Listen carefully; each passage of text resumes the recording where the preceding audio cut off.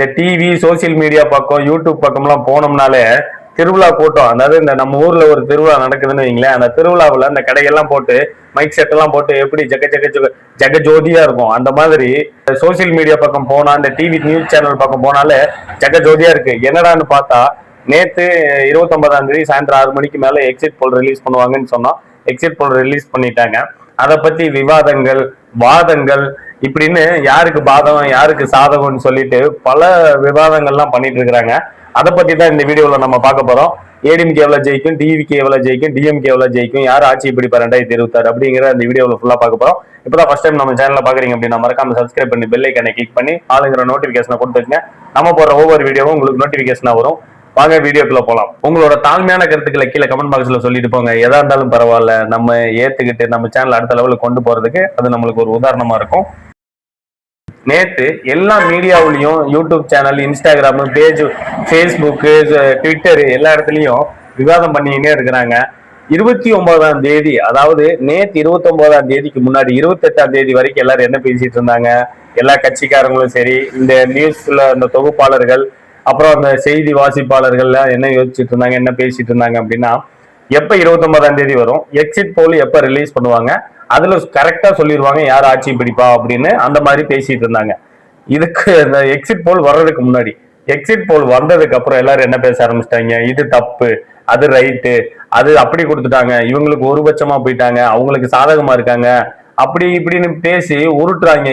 இவங்களுக்கு நான் என்ன சொல்ல வரேன் அப்படின்னா, உங்களுக்கு எக்ஸிட் போல் வந்தது தப்பா இல்ல வராம இருந்திருந்தா உங்களுக்கு நல்லதா? வந்தாலும் திட்டுறீங்க, வராட்டியும் திட்டுறீங்க, உங்களை புரிஞ்சுக்கவே முடியலையேப்பா அப்படின்னு சொல்ற மாதிரி இருக்கு. என்ன சொல்றதுன்னே தெரியல. சரி, நம்ம இதுல இருந்து என்ன தெரிஞ்சுக்கிறோம் அப்படின்னா, எக்ஸிட் போல் 2016, 2021, இப்ப 2026ஓட எக்ஸிட் போல் வந்திருக்கு. இதுல யாரு எவ்வளவு ஜெயிப்பாங்க அப்படிங்கிறத நம்ம ஒரு விலாவரியா பார்ப்போம். அதுக்கு இதுக்கும் கம்பேர் பண்ணுவோம் நம்ம. ஏன்னா நீங்க அந்த வீடியோ பார்க்காட்டி கீழே டிஸ்கிரிப்ஷன்ல அந்த வீடியோட லிங்க் கொடுக்குறேன், போய் பாருங்க. அதுல நம்ம விளக்கமா சொல்லியிருக்கிறோம் எக்ஸிட் போல்னா என்ன, அது எப்ப எடுப்பாங்க, அதனால என்ன பலன் வரும், அதனால என்ன ரிசல்ட் வரும், அதுல உண்மையில ஜெயிப்பாங்களா ஜெயிக்க மாட்டாங்களாங்கிற முழு விளக்கத்தை அந்த வீடியோவில் நான் கொடுத்துருக்கிறேன். போய் மறக்காம பார்த்து அதுக்கு சப்போர்ட் பண்ணுங்க. நேற்று வெஸ்ட் பெங்கால் எலெக்ஷன் முடிஞ்சனால ஈவினிங் 6:30க்கு எக்ஸிட் போல் ரிலீஸ் பண்ணாங்க. அதுக்கு முன்னாடியே ரிலீஸ் பண்ணக்கூடாதுன்னு தேர்தல் ஆணையம் கொடுத்துருந்தாங்க. இருந்தாலும் வெஸ்ட் பெங்கால்ல 7 மணி வரைக்கும் எலெக்ஷன் போச்சு. ஆனா அதுக்கு முன்னாடியே ரிலீஸ் பண்ணிட்டாங்க. அந்த ½ hour 1 hourலாம் நம்மளுக்கு அவ்வளவு பெரிய டிஃபரெண்ட் வராதுன்னு வச்சுக்கோங்களேன். சரி வாங்க எக்ஸிட் போல பார்ப்போம். எந்தெந்த கம்பெனி யார் யாருக்கு எவ்வளவு சீட் கொடுத்துருக்காங்க, யார் மெஜாரிட்டியா வருவா, யார் ஜெயிக்க போறோம் அப்படிங்கிறத நம்ம பார்த்துருவோம். நான் ஒரு சின்ன இதில் எழுதி வச்சிருக்கேன். 2006 பிளஸ் 2020, 2016, 2021, இப்போ 2026 எந்தெந்த கம்பெனி எவ்வளவு கொடுத்துருக்காங்க அப்படிங்கிறத நம்ம விரிவா பார்ப்போம். சொல்றேன், நல்லா நோட் பண்ணிக்கோங்க. சாணக்கியா அவங்க டிஎம்கே கூட்டணி 145ல இருந்து 160 வரைக்கும் வாங்குவாங்க அப்படின்னு சொல்லி இருக்கிறாங்க. ஏடிஎம்கே 50ல இருந்து 65%, சாரி 50ல இருந்து 60 வரைக்கும் சீட் வாங்குவாங்க அப்படின்னு சொல்லி இருக்கிறாங்க. டிவிகே 13ல இருந்து 18 வரைக்கும் வாங்குவாங்க. மற்றவை 5ல இருந்து 8 அந்த மாதிரி வேரி ஆகும் அப்படின்னு சொல்லி இருக்கிறாங்க. என்டிடிவி அவங்க என்ன சொல்லியிருக்காங்க அப்படின்னா, திமுக கூட்டணி 125ல இருந்து 145 வரைக்கும் வாங்குவாங்க. ஏடிஎம்கே 65ல இருந்து 80 வரைக்கும் வாங்குவாங்க. அப்புறம் டிவிகே 18ல இருந்து 24 வாங்குவாங்க. மற்றவை 2ல இருந்து 6% அப்படின்னு சொல்லி இருக்கிறாங்க. மெட்ரைஸ் நிறுவனம் திமுக கூட்டணி 122ல இருந்து 132 வரைக்கும் வாங்குவாங்க. ஏடிஎம்கே 87ல இருந்து 110 சீட்டு வரைக்கும் வாங்குவாங்க. டிவிகே 10ல இருந்து 12 வரைக்கும் வாங்குவாங்க. மற்றவை 0.-6 அந்த மாதிரி கொடுத்துருக்காங்க. ரிபப்ளிக் திமுக கூட்டணி 125ல இருந்து 145 வரைக்கும் வாங்குவாங்க. ஏடிஎம்கே கூட்டணி 65ல இருந்து 85 வாங்குவாங்க. டிவிகே 16ல இருந்து 26 வாங்குவாங்க, 26 வரைக்கும் வாங்குவாங்க. அப்புறம் மற்றவை 1.6 அந்த மாதிரி சொல்லி இருக்கிறாங்க, 1ல இருந்து 6 வரைக்கும் வாங்கலாம் அப்படின்னு. அக்னி என்ன சொல்லியிருக்காங்க அப்படின்னா, டிஎம்கே கூட்டணி 169 இடத்துலையும், ஏடிஎம்கே கூட்டணி 64 இடத்துலையும், டிவிகே ஒரே ஒரு இடத்துல தான் வருவாங்க அப்படின்னு சொல்லி இருக்கிறாங்க. மற்றவை 0. அப்புறம் மின்னம்பலம் என்ன சொல்லியிருக்காங்க அப்படின்னா, டிஎம்கே கூட்டணி 155 இடத்துலையும், ஏடிஎம்கே 72 இடத்துலையும், ஏடிஎம்கே கூட்டணி, டிவிகே கூட்டணி 5 இடத்துலையும், மற்றவை 2 இடம் சொல்லி இருக்கிறாங்க. டைம்ஸ் நவ் அவங்க என்ன சொல்லியிருக்காங்க அப்படின்னா, டிஎம்கே கூட்டணி வந்துட்டு 75ல இருந்து 97 வரைக்கும், ஏடிஎம்கே கூட்டணி வந்துட்டு 128ல இருந்து 147 வரைக்கும், டிவிகே வந்துட்டு 8ல இருந்து 15 வரைக்கும், அப்புறம் மற்றவை வந்துட்டு 0 அப்படின்னு சொல்லியிருக்கிறாங்க. இதுல நம்ம பார்க்கக்கூடிய விஷயம் என்ன அப்படின்னா, 6 நிறுவனம் வந்துட்டு டிஎம்கேக்கு சாதகமா கொடுத்துருக்காங்க. டிஎம்கே தான் ஆட்சியை பிடிக்கும் மெஜாரிட்டியா அப்படின்னு கொடுத்துருக்காங்க. ஒரே ஒரு நிறுவனம் டைம்ஸ் மட்டுமே ஏடிஎம்கே கூட்டணி ஆட்சியை பிடிக்கும் அப்படின்னு சொல்லி மெஜாரிட்டியில அவங்க கொடுத்துருக்காங்க. அதே மாதிரி டிவிகே வந்துட்டு அந்த 13, 18, அந்த 18ல இருந்து 25 அந்த மாதிரி தான் கொடுத்துருக்காங்க. இதுல நீங்க இன்னொன்னு நோட் பண்ண வேண்டிய விஷயம் என்ன அப்படின்னா, முக்காவாசி நியூஸ் சேனல்ல போடாது என்ன அப்படின்னா, இந்த ஆக்சிஸ் மை இந்தியா அவங்க வந்துட்டு அவங்க ஒரு ரிப்போர்ட் கொடுத்துருக்குறாங்க. அந்த ரிப்போர்ட்டை ஒரு சில மீடியாக்கள் போடவே இல்லை. அதே மாதிரி சன் டிவிக்காரன் சுத்தமா போடவே கிடையாது. ஏன் அப்படின்னா, அவனுக்கு சாதகமா வந்ததை மட்டும்தான் சன் டிவில டெலிகாஸ்ட் பண்ணிட்டு இருக்கிறான். அது மட்டும்தான் பேசிட்டு இருக்கிறாங்க. அதுக்கப்புறம் ஆக்சிஸ் மை இந்தியாவில் என்ன சொல்லியிருக்காங்க அப்படின்னா, டிவிக்கே தான் ஜெயிக்கும், டிவிக்கே வந்துட்டு 98ல இருந்து 120 சீட்டு வரைக்கும் வாங்குவாங்க அப்படின்னு சொல்லியிருக்கிறாங்க.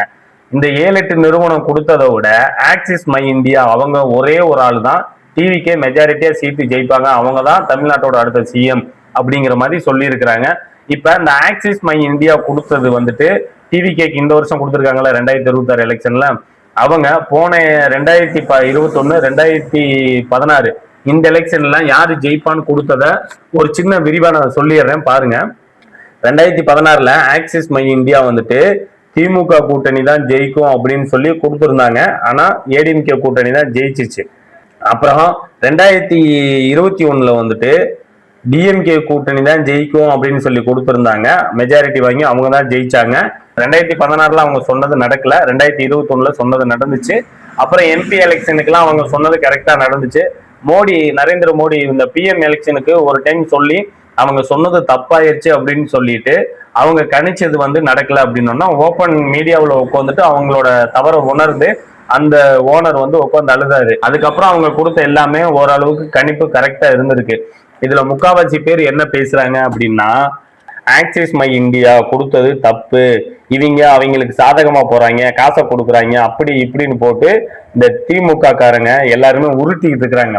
நீங்க நல்லா நோட் பண்ணி பாருங்க, தமிழ்நாட்டுல 2026 எலெக்ஷன் அப்ப எல்லாருமே டிஎம்கேக்கு எதிராக தான் இருக்கிறாங்க. எவ்வளோ இடத்துல நம்ம டிஎம்கேக்கு அகெயின்ஸ்டா இருக்கிறாங்கன்னு நீங்க எல்லாருமே பார்த்துருப்பீங்க. அப்படி இருக்கும்போது டிஎம்கே தான் மெஜாரிட்டி பிடிச்ச ஆட்சியை பிடிக்கும் அப்படின்னு சொல்றது இது எந்த விதத்துல நீங்க கரெக்டா இருக்கும்னு எடுத்துக்கிறீங்க? ஒரு சில இதுல இந்த எக்ஸிட் போல் ரிசல்ட் எல்லாம் தப்பாவும் இருக்கலாம், கரெக்டாவும் இருக்கலாம். மேக்சிமம் தப்பா தான் இருந்திருக்கு. நீங்க நல்லா நோட் பண்ணுங்களேன், எல்லா இடத்துலயும் டிஎம்கே டிஎம்கே டிஎம்கே, ஒரே ஒரு இடத்துலதான் ஏடிஎம்கே. இப்ப நான் என்ன சொல்றேன், இந்த எக்ஸிட் போல் ரிசல்ட் எல்லாமே ஒரு கணிப்பு. அதாவது சும்மா கொஞ்ச நாள் தூங்கிடக்கூடாது. எல்லாருமே எலெக்ஷன் ரிசல்ட் வர வரைக்கும் நம்ம ஆளுங்களை வந்துட்டு கொஞ்சம் குசிப்படுத்தணும், என்கரேஜா வச்சுக்கணும். அப்படிங்கிறதுனால டிஎம்கே காரங்க வந்துட்டு இந்த மாதிரி ஏற்றி விடுவாங்க. ஏன்னா எல்லாமே அவங்களுக்கு ஃபேவரா போற நியூஸ் சேனல்ஸ் எல்லாருமே அவங்களுக்கு ஃபேவரா இருக்கிறவங்க தான். 2026ல யாரு சிஎம் ஆவா அப்படிங்கிறத உங்களோட கருத்துக்களை கீழே கமெண்ட் பாக்ஸ்ல சொல்லுங்க. அப்புறம் இந்த ஆக்சிஸ் மை இந்தியா இதுக்கு முன்னாடி கொடுத்ததெல்லாம் நடந்துச்சான்னா நடந்துச்சு. அதே மாதிரி அவங்க வந்துட்டு எப்படி கேசட் பைசா கொடுத்துருக்கு, அதாவது இந்த ஜாதி அடிப்படையில பாதி இது கொடுத்துருக்குறாங்க. அதே மாதிரி ஏஜ்டு பர்சன் அடிப்படையிலையும் கொடுத்துருக்குறாங்க. இத்தனை வயசுக்காரங்க வந்து இவ்வளவு ஓட் பண்ணியிருக்கிறாங்க, இவ்வளவு வயசுல இருந்து இவ்வளவு ஓட் பண்ணியிருக்கிறாங்க, 50ல இருந்து 60 வயசு வரைக்கும் டிவிகேக்கு வந்துட்டு கம்மியா தான் ஓட் பண்ணியிருக்காங்க, இளைஞர்கள் ஓட்டு அதிகமா இருக்கு அப்படின்னு ஆக்சிஸ் மை இந்தியா ரிப்போர்ட் கொடுத்துருக்கு. அப்புறம் இன்னொரு நிறுவனம் போடுற அதையும் பாருங்க, அவங்களும் டிவிகேக்கு சாதகமா தான் கொடுத்துருக்காங்க. இதுல இருந்து நம்மளுக்கு என்ன தெரியுதுன்னா, ஏதோ ஒரு உள்குத்து இந்த அரசியல் இதுல நடக்குது, அது மட்டும் நல்லா தெரியுது. மக்களாகிய நீங்கள் நாம எல்லாருமே இதை பத்தி பேசி பேசி பேசி பைத்தியமா தெரிஞ்சுக்கிட்டு இருக்கிறோம். யாருமே இந்த இதெல்லாம் மைண்ட்ல ஏத்தாம ஃப்ரீயா விட்டுட்டு 4ஆம் தேதி தெரிஞ்சிரும்ல யாரு ஜெயிப்பா யாரு ஜெயிக்க மாட்டா, டிவிக்கு ஆட்சி பிடிக்குமா பிடிக்காதா, டிஎம்கே ஆட்சி பிடிக்குமா பிடிக்காதா, ஏடிஎம்கே ஆட்சி பிடிக்குமா பிடிக்காதான்னு 4ஆம் தேதி தெரிஞ்சிடும்.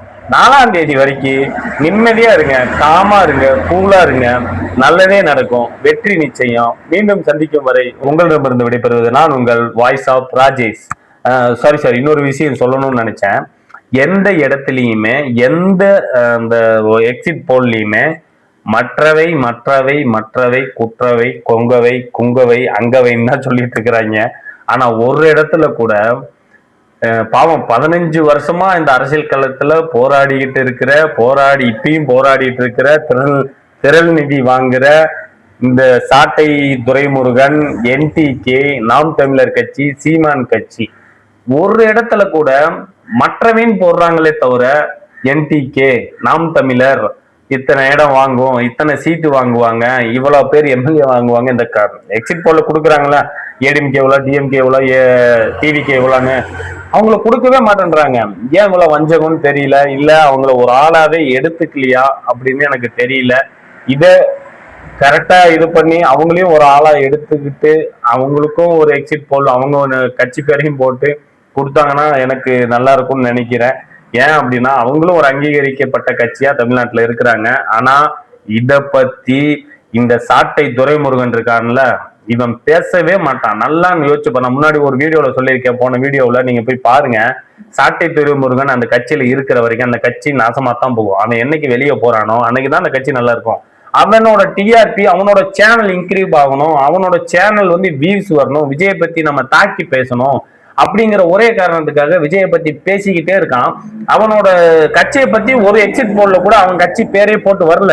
இத பத்தி அவன் திராணி இருக்கிறவன், கட்சியில அவனுக்கு ஒரு விசுவாசம் இருக்கு, கட்சி அவனுக்கு தான் அப்படின்னு நினைக்கிறவன் இதை பத்தி பேசணுமா இல்லையா?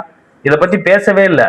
ஏன்னா இதை பத்தி நீங்க யோசிச்சு பாருங்க. மீண்டும் இன்னொரு வீடியோல சந்திக்கிறேன். அதுவரை உங்களிடம் விடுபெறுவது நான் உங்கள் வாய்ஸ் ஆஃப் ராஜேஷ். நன்றி.